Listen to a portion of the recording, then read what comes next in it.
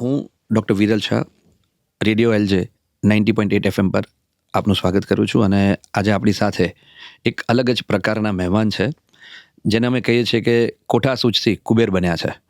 એ છે રાજકોટમાં આવેલી બાલાજી વેફર્સ, જે તમે ખાધી જશે. એ બાલાજી ઇન્ડસ્ટ્રીઝના સ્થાપક, જેમણે આખા ઇન્ડિયાની અંદર પોતાની એક અલગ ઓળખ ઊભી કરી છે. અને જેને કોઈ ઇન્ડસ્ટ્રી નથી ગણતું, એને ઇન્ડસ્ટ્રી તરીકે જેમણે એક ઓળખ આપી છે, એવા શ્રી ચંદુભાઈ વિરાણી આપણી સાથે છે. ચંદુભાઈ, આપનું સ્વાગત છે અમારી સાથે. આજે આપણે વાત વધારે કરીશું કલ્ચરની, કારણ કે તમને અમે સમજ્યા છીએ, જેટલું તમને સાંભળ્યું છે એ પ્રમાણે તમે જે બિઝનેસની અંદર છો, એમાં તમે સ્કિલની સાથે સાથે વધારે મહત્ત્વ કલ્ચરને આપ્યું છે. અને તમારા ઘણા બધા જે તમારી ઘણી બધી વાતોમાં એવું દેખાય છે કે ધંધો એ ફક્ત સ્કિલ નથી, એની સાથે કલ્ચર જોડાયેલું છે, સંસ્કાર જોડાયેલા છે.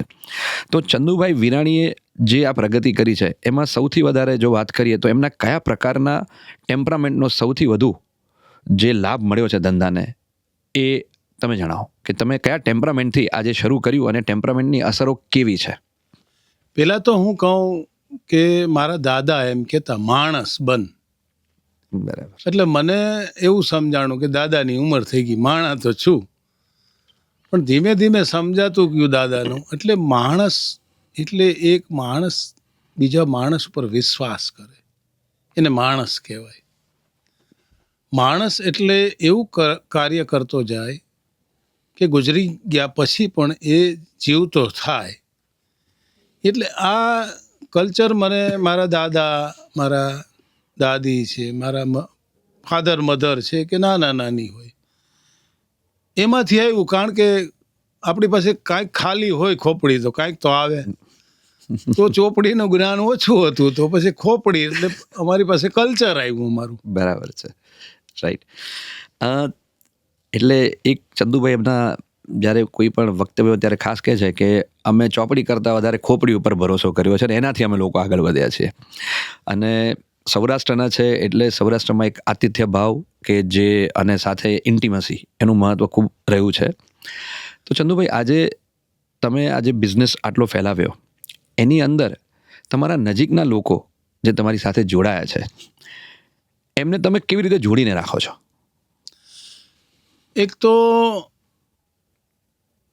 આપણી યારે જોડાય ક્યારે, આપણો ઘરનો લોકો આપણા માટે નથી જોડાવા માંગતો, અને જોડાય તો એને વિશ્વાસ બેસવો જોઈએ. ઘરનો હોય કે પારકો હોય, તો વિશ્વાસ ક્યારે બેસે કે આપણે એની ચિંતા કરીએ. ત્યારે પાછું હું મારા દાદાને એમ કરું કે બીજાના ભલામાં તારું ભલું છે. એટલે મને એમ થતું કે દાદાની ઉંમર થઈ ગઈ, બીજાના ભલા મારું ક્યારે ભલું થાય? એ ભલું થાય, કારણ કે એને વિશ્વાસ બેઠો, દરેક નાનાથી મોટા વર્કર હોય કે કોઈ પણ જોડાણો હોય, કે આપણને આ મુશ્કેલ સમયમાં સાચવી રાખશે. એવા એક વિશ્વાસ પ્રતીકથી, એ વિશ્વાસથી, એ કોન્ફિડન્સથી એનું સર્વસ્વ એને આમાં આપી દીધું. એટલે એમ કહી શકાય કે બીજાના તૈયાર દીકરા આપણા માટે કમાવ બન્યા, તો આપણે એ તો માનવું જોઈએ ને કે આપણાથી એ દીકરા કરતાં વિશેષ ગણવા જોઈએ ને. બરાબર છે. એટલે એ એકબીજાના અરસપરસ ટ્રસ્ટ, વિશ્વાસ, એને કારણે એક બ્રાન્ડ બની. અને બ્રાન્ડ બન્યા પછી એ નારાયણ કરતા લક્ષ્મી પણ સાથે આવી ગઈ. બરાબર, સમજી ગયા? બરાબર છે. એટલે એના કારણે એક હું માણસ, વિશ્વાસપાત્ર માણસ બન્યો. મારો કોઈ સમજતું નહીં, મારું કોઈ માનતું નહીં, એ બધા માનવા માંડ્યા. એના કારણે એક કોન્ફિડન્સ વધ્યો અમારો. નાના વ્યક્તિએ અમને કોન્ફિડન્સ આપ્યો.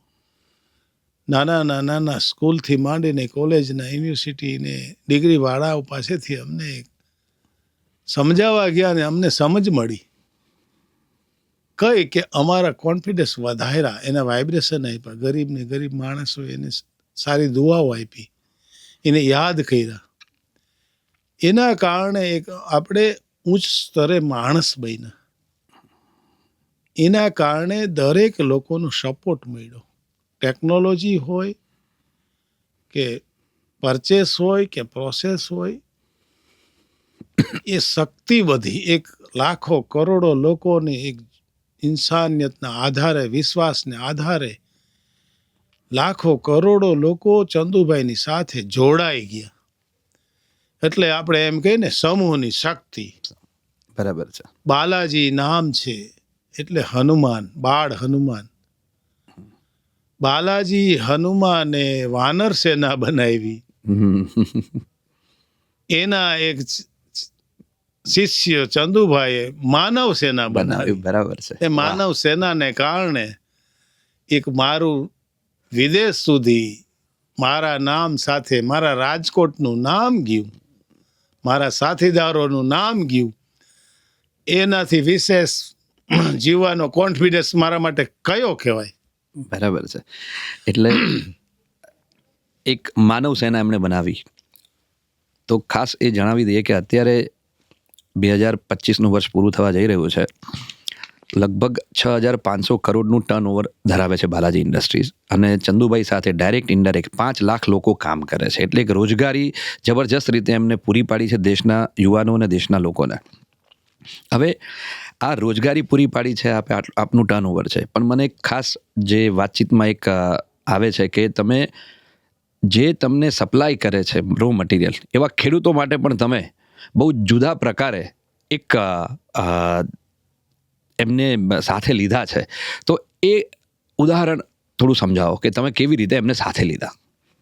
ત્યાં પણ મારે વળી બોલવું પડશે. મારા દાદા એમ કહેતા કે ફાર્મર, કિસાન ટાઢ, તાપ, વરસાદ વેઠી અને એની ફસલ તૈયાર કરે અને વેચવા જાય ત્યારે બીજા લોકો એનો રેટ નક્કી કરે, અને એક મોચી જૂતા સીવે છાંયે બેઠા બેઠા એ એનો પોતાનો ભાવ પોતે નક્કી કરે. એટલે સમસ્યા કેટલી ફાર્મરને. હવે કુદરતી મારે 80% સપ્લાયરો ફાર્મર જ છે, એટલે સ્વાભાવિક છે મારી પાસે મારા દાદાની વાત યાદ આવે. એટલે હું ફાર્મરને મળું, ઓલ ઇન્ડિયાના વધારે અમારા બટાકાવાળા જ છે. તો એને પૂછું, તમને સમસ્યા ખરી કોઈ? તો એ કે સ્મોલ પોટેટો તમે નથી લેતા, જે 35, 40, 45 mm વાળા, એ અમારે ક્યારેક ફેંકી દેવા પડે છે. એટલે મને એ દિલમાં લાગી ગયું કે આ કાંઈક કરવું પડશે આપણે. એટલે વર્ષો પહેલાં અમે એક અહીંયા આણંદમાં પ્લાન્ટ ફિટ કર્યો. થોડા વર્ષો પછી લુધિયાણામાં એક પ્લાન્ટ ફિટ કર્યો. થોડા વર્ષો પછી મધ્યપ્રદેશમાં અમારે જે બાલાજી, ઇસ્કોન બાલાજી સાથે મળી અને એક કિસાનોની સમસ્યા માટે 3 પ્લાન્ટ, એ ને બીજા 2 પ્લાન્ટ બીજા એક ફાર્મર સાથે અમે સેટ કર્યા, ડીસાના ને ઇન્દોરના. તો આજે એ બધા ખેડૂતની સમસ્યાનો સમાધાન કર્યું, એ લોકોને મજબૂત કર્યા. એ 25 પૈસા એના રેટ મળતા હતા, એને બદલે પાછલા વર્ષમાં એને 10-15 રૂપિયા રેટ મળ્યો. એક સક્ષમ બન્યા. અને વર્ષો પહેલા દેશી બટાકાથી એને લાંબો ટાઈમ સુધી ટકતા નહીં, એટલે બહુ ઝાઝા બટાકા ના વાવી શકતા.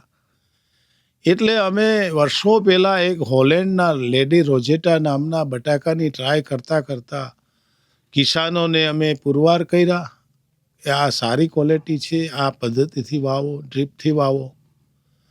80% પાણીની બચત કરી, 80% દવાની બચત કરી, 80% ખાતરની બચત થઈ, અને એક ઓર્ગેનિક ટાઈપનો પ્રોસેસ બટાકાનો પાક થયો.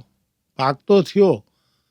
વર્ષો પહેલાં ગુજરાતમાં 5 વર્ષ સુધી બટાકા નહોતા વપરાતા પ્રોસેસ, એને બદલે ઓલ ઇન્ડિયામાં એ નંબર 1 કિસાનો બન્યા. કારણ કે 100 કરોડ, 50 કરોડ, 25 કરોડ એવા મોટા ગ્રુપો અમને બટાકા આપે છે, કોન્ટ્રાક્ટ ફાર્મિંગથી ગ્રુપો આપે છે. એટલે ઇન્ડિયામાં નહીં પણ એ વર્લ્ડમાં બટાકા પ્રોસેસમાં નંબર 1 કિસાનો અહીં ગુજરાતમાં છે. અધર પ્રોડક્ટ પણ અમને આમ જોઈએ તો 80% અમારા બિઝનેસમાં કૃષિ રિલેટેડ જ પ્રોડક્ટ છે. એ બધાને સક્ષમ કર્યા, સારી પ્રોડક્ટ આપે છે. એને કારણે અમારી કંપની આજ 6,500 કરોડનું ટર્નઓવર કરે છે. તો પર ડેના 1,000 ટન બટાકા, 700-800 ટન અધર કૃષિ પ્રોડક્ટ, સારી પ્રોડક્ટ આપે છે લોકો. સારી મશીનરીમાં પ્રોસેસ થાય છે. 20 મોટા સોલ ડિસ્ટ્રીબ્યુટર છે. 600-700 ટ્રકો દ્વારા એ ડિલિવરી કરે છે. એને ત્યાં હજારો માણસો કામ કરે છે. એ કેને આપે છે? તો 2,000 ડીલરોને કામ આપે છે. ત્યાં પણ હજારો માણસો કામ કરે છે. એ કેને આપે છે? તો 15-20 લાખ દુકાનોમાં માલ આપે છે. ત્યાં પણ એ પણ ખીચડીથી વિશેષ કમાઈ લે છે. તો એક માનવ જાતને જોડી અને કર્મ કરતા કરી. આપણા વડીલો એમ કહેતા, નવરો બેઠો નખો દ્વારે. એ બધાને કામ કરતા કર્યા અને એક મોટું સંગઠનની શક્તિવાળું એક સામ્રાજ્ય ખડું કરી દીધું માનવ મેરામણનું. એ બધાના સારી રીતે જીવવાનો મારી આશરે 5,000 માણસો કામ કરે છે.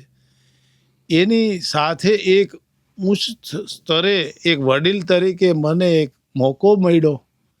એનો મને કોન્ફિડન્સ છે, એનો મને એક આત્મવિશ્વાસ છે.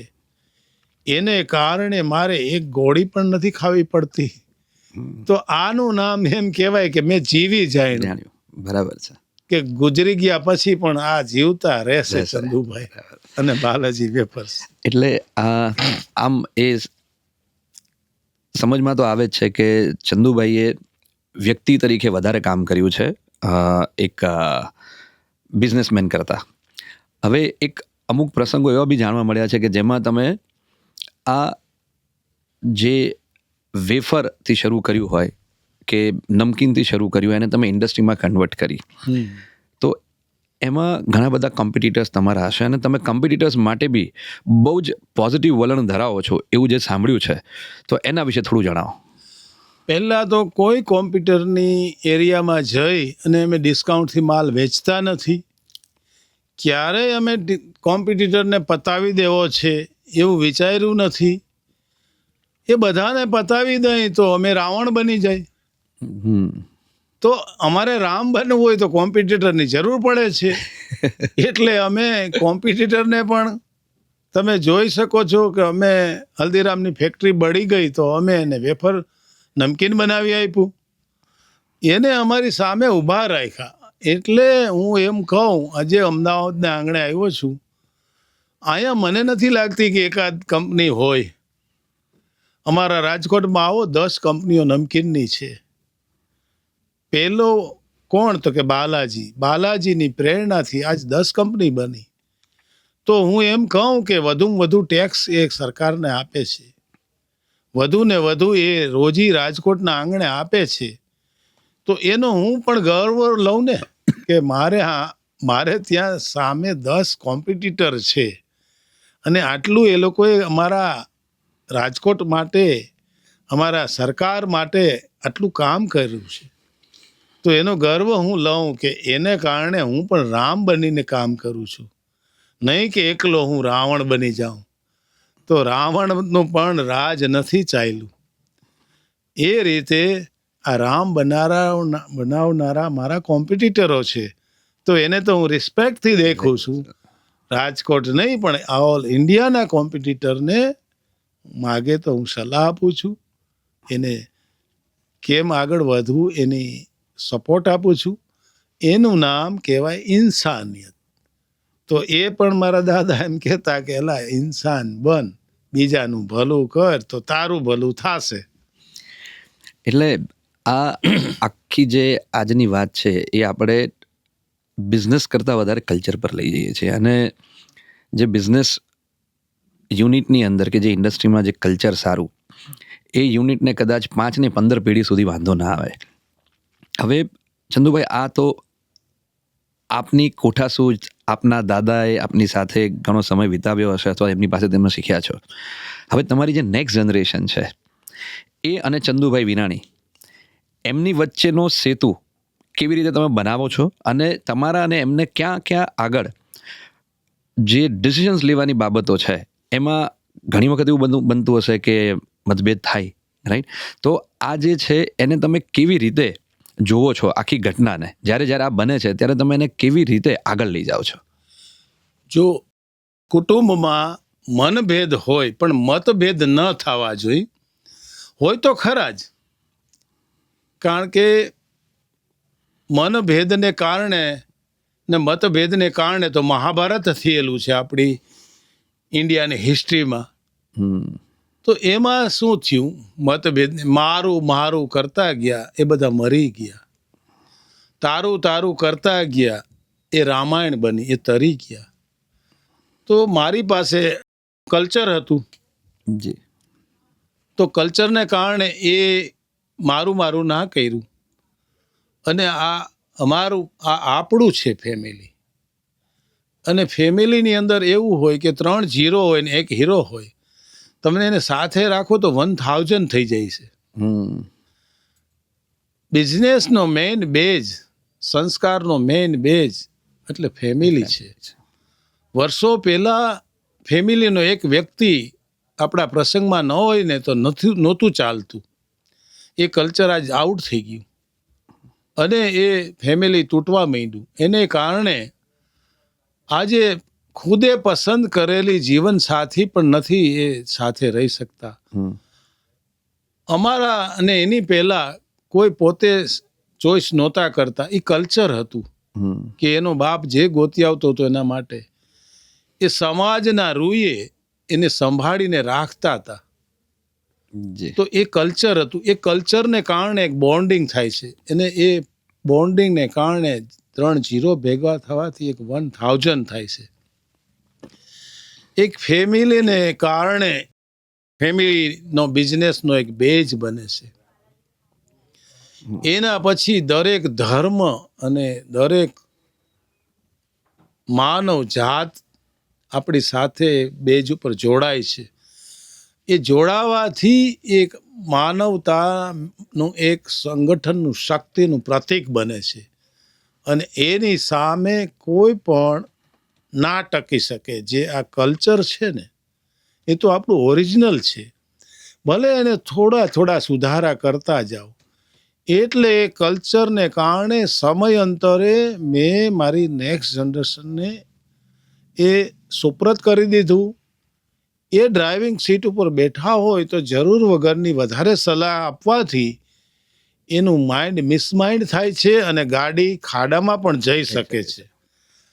તમે એવું કલ્ચર આપો, એવું વાતાવરણ આપો કે એ જિમ્મેદારીથી એને વિશ્વાસથી એ ગાડીને આગળ લઈ જાય. વર્ષોના વર્ષો સુધી આપણી ફેમિલીની પેઢી ચાલતી રહીએ, ફેમિલીને એમાં પોષણ મળતું રહીએ અને એ નેક્સ્ટ જનરેશન એની રીતે એ કંપનીને પ્રોફેશનલ તરીકે વર્ષો સુધી ચલાવતા કરતી રહીએ. એવા વિચારો આપણા કરતાં નવી અને નવીની નવી જનરેશન આવે એના વિચારો બદલતા રહેશે. સમય બદલતો રહેશે. સમયની સાથે બદલાવ સ્વીકારશે. એ સમયની સાથે જશે અને બાકીના ઊભા રહી જશે. એને સમયની સાથે ચાલવામાં બહુ મોટી તકલીફ થશે. તો આમ કલ્ચર છે ને એ સારું કામ કરે પણ નેક્સ્ટ કલ્ચરને પણ કલ્ચરમાં રહી અને નવી સમયની સાથે નીતિઓ સાથે કેમ એને ચાલવા દેવા, એવું એને પ્રોત્સાહન મળે, એવું એને વાતાવરણ મળે, એવી એને થોડી છૂટ મળે તો આપણા કલ્ચરની સાથે જોડાય અને એક વિશ્વમાં આપણા સિટીનું, આપણા રાજ્યનું, આપણા દેશનું નામ કરી શકે એવી આજકાલની નવી જનરેશન છે. ઓકે. સો આ એક અલગ કલ્ચરની વાત થઈ અને જે તમે અત્યારે તમારી પાસે જે લેગસીમાં આવ્યું છે એ તમે આગળ ટ્રાન્સમિટ કરતા જશો અને તમારી વાતચીત થતી જશે. હવે આની સાથે સાથે બીજું એક ખાસ એ બી જાણવાનું એક અમારો રસ ખરો કે આપને કોઈ પણ એવી 3 મોટી ચેલેન્જીસ બિઝનેસની અંદર આવી હોય જેને તમે સોલ્વ કરવા માંગતો અને અચાનક સોલ્વ થઈ ગઈ હોય, અથવા તો તમે થોડા એફર્ટ્સ કર્યા, વિચાર્યું અને એને તમે સોલ્વ કરી દીધી હોય, એવી 2 કે 3 કોઈ મોટી ચેલેન્જીસ જો આવી હોય જેને તમે બહુ સરસ રીતે સ્વીકારી અને એને ઓપોર્ચ્યુનિટીમાં કન્વર્ટ કરી હોય. ચેલેન્જ કોમન હોય. આપણે એક નદીમાં નાય તો નાની માછલી આવે, તળાવમાં જાય તો એથી મોટી મોટી. સમુદ્રમાં જાય એનાથી મોટી માછલી આવશે. આ માનસિકતાના આધારે અમે આગળ ગયા. બરાબર. અમે આગળ 2 રોટલી ખાવી હતી, 4 મળતી હતી, અમારે બહુ જવાની જરૂર નહોતી. પણ એક માણસ બનવા માટે બીજા માણસને પણ સાથીદાર બનાવવો પડે, એને જરૂર છે, આપણે જરૂર નથી. તો એક્ઝામ્પલ કે આપણે વાંધો નથી તો આઈપીઓ ન લાવવો, આઈપીઓ લાવવાથી બીજાને પણ 2 પૈસા મળશે. તો આવી ચેલેન્જો તો આવવાની છે. ચેલેન્જો કેને નડે? એ મગજમાં ચડાવી દઈએ એને. ચેલેન્જ આવતી રહેશે, એના સોલ્યુશન હોય જ. કામ કરે એને જ ચેલેન્જ આવે. અમે આગળ વધવું હતું નકર અમારું ચાલતું હતું ભઠ્ઠામાં, સરસ ચાલતું હતું. અમે શું કામે આગળ વધવા માટે ઓટોમેટિક કર્યું, તેમાં ફસાણા. પછી અલગ રાજ્યમાં જઈએ તો અલગ અલગ ટેક્સ હતા. તો વર્ષો પહેલા મેં એક લેટર આપ્યો મોદી સાહેબને કે સિંગલ વિન્ડો સિસ્ટમ કરો. તો અમે તો હાવ નાના હતા, તો મને તો ખકડાયો હતો. નાના મોટે મોટી વાત કરી દીધી. મેં કહ્યું થઈ ગઈ હવે. તો ઘણી વખત એવું હોય છે કે જેટલો નાનો માણસ હોય છે એની વધારે ખબર હોતી હોય છે. તો અનેક ચેલેન્જો આવી પણ અમારા મગજ સુધી નથી પહોંચવા દીધી. ચેલેન્જથી ડરો નહીં, ચેલેન્જને સ્વીકારતા શીખો. ચેલેન્જની સાથે માઇન્ડને સોલ્વ કરતા આવડી જ જશે. બરાબર. ખાસ એમણે જે વાત કરી ટેક્સવાળી, તો મને જેટલો ખ્યાલ છે અને જે સાંભળ્યું છે એ પ્રમાણે કદાચ અત્યારે ગયા વર્ષે રાજકોટના જે ટોપ ટેક્સ પેયર છે એમાં નંબર 1 બાલાજી ઇન્ડસ્ટ્રીઝ છે એવો મને ખ્યાલ છે, જે વાતચીતમાં મેં સાંભળ્યું છે. જી. રાજકોટમાં નંબર 1 ટેક્સ પેયર છીએ અમે. સ્નેક્સ નમકીનમાં ઓલ ગુજરાતમાં ટેક્સ પેયર અમે છીએ. ટેક્સ આપવો એ એક દેશની સેવા કરવાની. જે પણ તમે દેશની નાનામાં નાની સેવા કરી શકો એને માનવ કહેવાય. એવું નથી કે તમે દેશની સરહદે લડી અને જ સેવા કરી શકાય છે. આ સેવાના કારણે, આ આટલા મોટા સંગઠનને કારણે તો આજે આપણો દેશ વર્લ્ડમાં નામ થવા માંડ્યો. મોદી સાહેબને ક્યાં કઈ રાષ્ટ્ર સિવાય તો કામ જ છે. એને તો કાંઈ છે નહીં, કોઈ આગળ પાછળ સંસાર નથી. એને એક જ કામ કરવું છે, રાષ્ટ્ર માટે, આપણા દેશવાસીઓ માટે. તો આપણે તો એક કાંકરી જેવો ટેકો આપવાનો છે. તો એ વિશ્વમાં એ ચમકી જશે આપણો દેશ. તો આપણે ટેક્સ તો આપવો જ જોઈએ. તો આ થઈ દેશની સેવાની વાત. માનવ સેવા, દેશની સેવા, બંને તો આવી જ ગયા. હવે ખાસ એક ચંદુભાઈ વિરાણી જ્યારે કંઈ જ કરતા નથી હોતા બિઝનેસનું કામ, ત્યારે શું કરતા હોય છે? હું હંમેશા જ્યાં હોય ને અહીંયા જીવવા માંગુ છું. હું તો બિઝનેસમેન હતો નહીં, છું નહીં, પણ લોકોની નજરમાં બિઝનેસમેન બની ગયો છે, તો કાંઈ વાંધો નહીં. મેં 8 લાખ સ્ટુડન્ટને મારી ફેક્ટરીમાં બોલાવ્યા અને સમજાવ્યા. એક 1 થી 3rd સુધીથી કોલેજ સુધીના સ્ટુડન્ટને સમજાવ્યા. અને એક યુનિવર્સિટીમાં હું ગયો, MNC કંપનીમાં ગયો, કોકાકોલા, યુનિલિવર. મારે જેટલી જગ્યાએ હું જાઉં છું તો વધારેમાં વધારે મારી માનવતામાં ઊંચાઈ આવતી જાય છે. એ લોકોના કોન્ફિડન્સ આવતા જાય છે. મને ગુજરાત સરકારે પણ અહીંયા એમઓયુ માટે, જે નાના નાના MSCO માટે 5 લાખ જે નાના નાના બિઝનેસમેન હતા મહાત્મા ગાંધી મંદિરમાં ગાંધીનગરમાં, ત્યાં પણ બોલાવેલો. મને MPની સરકારે પણ બોલાવ્યો. મને અનેક લોકો બોલાવે છે. અને એક માનવતાના આધારે, માનવ જીવને કારણે મને એક સેવા કરવાનો મોકો પણ મળે છે.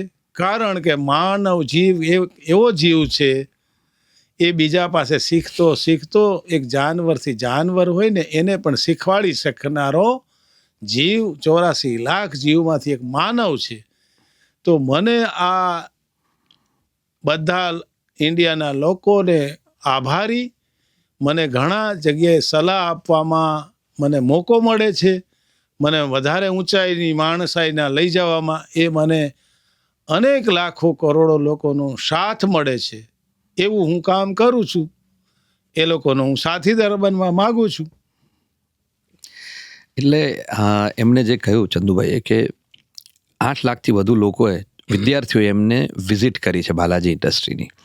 અને ચંદુભાઈ માટે એવું કહેવાય છે કે જો કોઈને બિઝનેસ કરવો છે અથવા તો કોઈ સલાહ જોઈએ છે તો એમનો નંબર પણ આપી જ દે છે. અને એવું કહે છે કે મારો નંબર તો તમે માગશો તો મળી જ જશે, ઉપરાંત તમને ગૂગલ કરશો તો બી મારો નંબર મળી જશે અને તમે મને કોન્ટેક્ટ કરી શકશો. અમુક જગ્યાએ તો એવું બી સાંભળ્યું છે કે વિદ્યાર્થીઓએ એમને કોન્ટેક્ટ કર્યો છે, યુનિવર્સિટીમાં એમના સેશન્સ ગોઠવાયા છે, યુનિવર્સિટીએ કોન્ટેક્ટ નથી કર્યો, વિદ્યાર્થીઓએ કર્યો છે, એવું બી બન્યું છે. એટલે ચંદુભાઈ જે શીખ્યા છે એ સમાજને આપવા માટે ઘણા તત્પર છે. અને આજે આપણે એલજી યુનિવર્સિટીની અંદર પણ એક સેશન થયું, એમાં બી ઘણું બધું એમના વિશે સાંભળ્યું અને એમના મોઢે સાંભળ્યું અમે, અને ઘણું બધું વિદ્યાર્થીઓ શીખ્યા બી ખરા. હવે ચંદુભાઈ, આ સાથે બીજો એક સવાલ છે કે ચંદુભાઈ વિરાણી એ આમ તો રિટાયર નથી જ થવાના, પણ એમનો આગળ જીવનમાં બિઝનેસ સિવાયનું લક્ષ્ય શું? આમ જોઈ તો હું રિટાયર થઈ ગયો છું છોકરાઓને સલાહ દેવામાં, પણ ઇન્સાને જિંદગીમાં રિટાયર અંત સુધી ના થવું જોઈએ. શરીરને ચાલતું રાખવા માટે કર્મ કરતું રહેવું જોઈએ. અને આજે હું જ્યાં જાઉં ત્યાં હું જીવવા કોશિશ કરતો હોઉં છું. અને જેને પણ બિઝનેસ કરવો હોય એને સલાહ આપવાને કારણે તો મારે 10 કંપનીઓ બની છે રાજકોટમાં. બરાબર. તો હંમેશા હું દરેક માનવના સાથે રહેવા ઈચ્છતો વ્યક્તિ છું. તો આ કાર્ય મારું ચાલુ કન્ટિન્યુ જ રહેશે. અને જ્યાં પણ જરૂરિયાત જેને પણ લાગે એમાં હું હંમેશા એને સાથ આપવામાં સાથે છું. રહ્યો તો પહેલાં, અત્યારે રહું છું ને આવતીકાલે પણ હું રહીશ. તો આ તો મારું એક જીવનનું એક જીવન છે. રિટાયર તો હું મારા નેક્સ્ટ જનરેશનને કેપ્ટનશીપ છોડું તો એ કેપ્ટન બને ને આપણે એમ કહી શકીએ કે આ સાલો છોડતો નથી. આ ક્રિકેટર આપણે જોતા હોય, મેચ જોતા હોય તો કે આ કેપ્ટનશીપ છોડતો નથી. એમ એ કેપ્ટનશીપ મેં છોડી દીધી છે, પણ એક માનવ જાત માટે તો કેપ્ટનશીપ મારી ચાલુ રહેશે. એ તો એક જીવનનો જરિયો છે. બરાબર. તો એના માટે હું તત્પર છું, સેવા માટે હાજર છું. અને એ મારી ઈચ્છા શક્તિ વધારવા માટે એ મારે કામ જરૂરી છે. એટલે ચંદુભાઈ આમ જોવા જઈએ તો રિટાયર નથી જ થવાના, અને એ હંમેશા માટે યા તો તમારે કોઈ જગ્યાએ બિઝનેસ કરવો છે ત્યાં એક ગાઈડન્સ પૂરું પાડે છે, યા તો તમારે કોઈ બીજી પરિસ્થિતિ એવી ઊભી થઈ છે કે જ્યાંથી નીકળવું છે, એ સંસારની હોય કે બિઝનેસની હોય, ત્યાં આગળ એ કામ કરી રહ્યા છે. હવે ચંદુભાઈ, બીજો એક સવાલ થાય કે આપણે ઘણી બધી વાત તમારા જે વિચારો છે એના ઉપર કરી, તમારા ધંધા વિશેની થોડી ઘણી વાતો કરી, કુટુંબ વિશેની વાતો કરી. એવું કહે કે ચંદુભાઈ વિરાણીની પર્સનલ અચીવમેન્ટ બિઝનેસમાં કે પર્સનલી જો કોઈ અચીવમેન્ટ્સ મૂકવી હોય જેને આપણે કહી શકીએ આ અચીવમેન્ટ છે અને એ યાદ રહે હંમેશા માટે, એવી થોડી અચીવમેન્ટ્સ 2, 3, 4 જે બી હોય, જો એ શેર કરી શકો તો. જો હું હંમેશા મોઢાને ફાવે એ નથી ખાતો, પેટને ફાવે એ ખાઉં છું. હું જ્યાં હોઉં ત્યાં જીવવા માગું છું. ઘરે જીવું, બાળકો સાથે જીવું, ફેમિલી સાથે જીવું. ઘર છોડીને ફેક્ટરી વહી જાઉં તો ઘર ભૂલી જાઉં, ફેક્ટરી છોડીને ઘરે આવું તો ફેક્ટરી ભૂલી જાઉં. અત્યારે તમારી સાથે છું તો 2 વસ્તુ છોડીને અમદાવાદ સાથે છું. તો હંમેશા આપણે જીવતા શીખો, આપણે માઇન્ડલી જીવતા શીખો. જીવવાની ગેમ એક માઇન્ડ છે. તમે માઇન્ડ, મારા દાદા એમ કહેતા કે 2 ઘોડે ના ચડતો. એટલે તમે માઇન્ડમાં આખી દુનિયાને ભેગું લઈને ના ફરો. જીવતા શીખી જશો ને તો બાકી બધું તમારા ચરણોમાં આવી જશે. એટલે હું તો ખાલી જીવતા શીખતો આ જીવનમાં બિઝનેસ આવી ગયો. મારે તો જે હાથમાં વેફર આવી એને છોડીને 50 વર્ષ થયા. 25 વર્ષ સુધી તો આ કંદોઈનો ધંધો હતો, ઇમેજ જ નહોતી, અને અમારે ઇમેજ બનાવવાની હતી. બરાબર. અમને લોકો ગરીબ સમજતા હતા, અમે તો ગરીબ હતા નહીં. અમે અમીર પણ નથી આજે, અમે એક ઇન્સાન હતા અને આજે એક વધારે ઇન્સાનની ઉપર જવાની કોશિશ કરીએ છીએ. એના માટે તમે જીવતા શીખો. બસ, થેન્ક યુ, આભાર. ચલો આજે ચંદુભાઈ સાથે આપણે બહુ અલગ જ પ્રકારની વાત કરી અને દરેક વાતની અંદરનો સાર છે ઇન્સાન બનો. અને છેલ્લે ડેસ્ટિનેશનમાં તો આ જ લખેલું હોય છે. અને એક બહુ મહત્ત્વની વાત છે કે તમે સંસારમાં ના હો એના પછી પણ તમને એક માણસ તરીકે લોકો યાદ રાખે એ બહુ જરૂરી છે. So Chandubhai, thank you very much radio LJ સાથે વાતચીત કરવા બદલ. અને એલજી યુનિવર્સિટીમાં આજે તમારું સેશન ખૂબ જ સરસ રહ્યું અને અમને પણ ઘણી બધી વાતો તમારી યાદ રહેશે. અને આઈ એમ શ્યોર કે આ પોડકાસ્ટ થકી અમારા ઘણા બધા વિદ્યાર્થીઓ પણ ઘણું બધું શીખશે. So thank you very much Chandubhai, ખૂબ ખૂબ આભાર.